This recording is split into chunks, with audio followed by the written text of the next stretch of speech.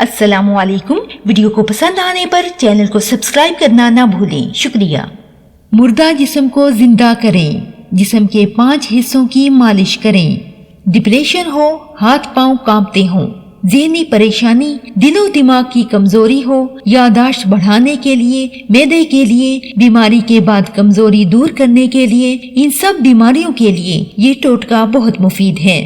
Number 1, दोनों हाथों की हथेलियों की मालिश। नंबर 2, दोनों पाँव के तलुओं की मालिश। नंबर 3, टखनों के ऐन पिछले हिस्से की मालिश। नंबर 4, पिंडलियों के इख्तिताम पर जो एड़ी को ऊपर पट्टा खींचा होता है उसकी मालिश। नंबर 5, कमपट्टियों की मालिश।